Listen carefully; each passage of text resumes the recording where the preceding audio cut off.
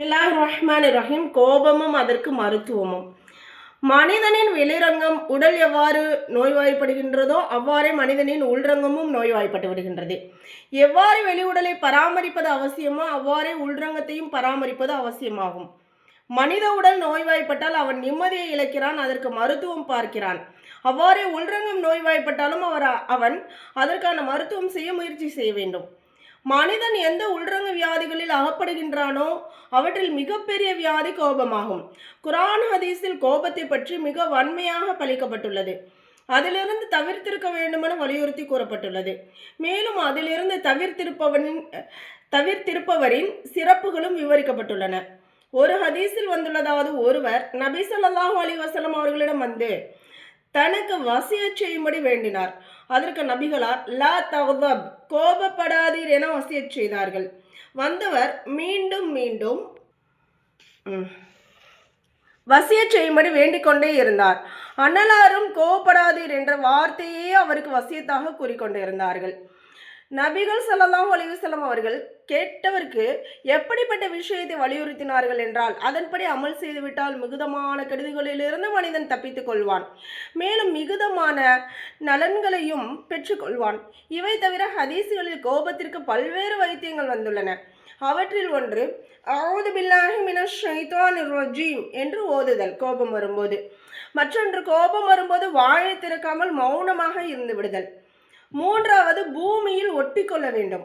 ஒரு அறிவிப்பில் நபி ஸல்லல்லாஹு அலைஹி வஸல்லம் அவர்கள் அருளினார்கள், சந்தேகமின்றி கோபம் ஷைத்தானிடம் இருந்தே ஏற்படுகின்றது. மேலும் ஷைத்தான் நெருப்பிலிருந்து படைக்கப்பட்டான் என்பதிலும் சந்தேகமில்லை. நெருப்பை தண்ணீர் தான் அணைக்க முடியும். ஆகவே உங்களில் எவருக்காவது கோபம் ஏற்பட்டால் அவர் உடனே உழுது செய்து கொள்ளட்டும்.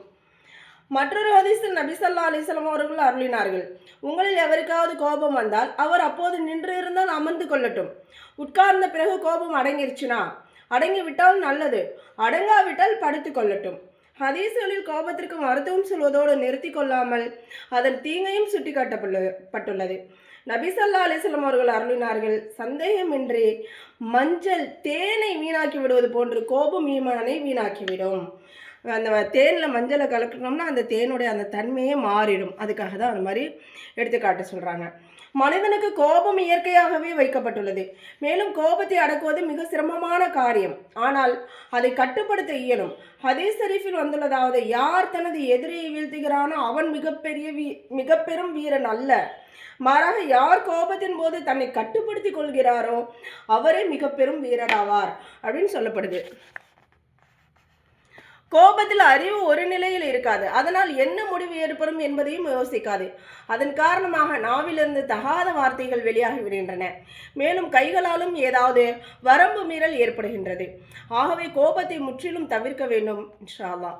அதை தவிர்க்க வேண்டிய முறை என்னவென்றால், முதலாவதாக யாரின் மீது கோபம் ஏற்பட்டுள்ளதோ அவரை உடனே அங்கிருந்து அப்புறப்படுத்த வேண்டும். அவர் அங்கிருந்து செல்ல மறுத்தால் தானே அங்கிருந்து ஒதுங்கி சென்று விட வேண்டும். பிறகு இவ்வாறு யோசிக்க வேண்டும், இவர் எந்த அளவு நம்மை அவமரியாதை செய்கிறாரோ அதைவிட அதிகமாக நான் அல்லாஹ்வை அவமரியாதை செய்கிறேன். மேலும் அல்லாஹ் என் தவறுகளை மன்னிக்க வேண்டும் என விரும்புகிறேன். அவ்வாறே என்னிடம் அவமரியாதையாக நடந்தவரை நானும் மன்னித்து விட வேண்டும். இன்னும் அஊது பில்லா பல தடவை ஓதிக்கொள்ள வேண்டும். பிறகு தண்ணீர் குடித்து கொள்ள வேண்டும் அல்லது உழு செய்து கொள்ள வேண்டும். இவ்வாறு செய்வதால் கோபம் நீங்கி போகும் இன்ஷா அல்லாஹ். பிறகு அறிவு ஒரு நிலைக்கு வந்த பிறகும் அத்தவறுக்கு தண்டனை தருவதே பொருத்தமானது என கருதினால், தண்டனை தருவதால் தவறு செய்வதற்கு பயன் உண்டாகும் என்றால், அல்லது தண்டனை தருவதால் அடுத்தவர் திருந்திக் கொள்வார் என்றால் அவருக்கு தண்டனை தர வேண்டும்.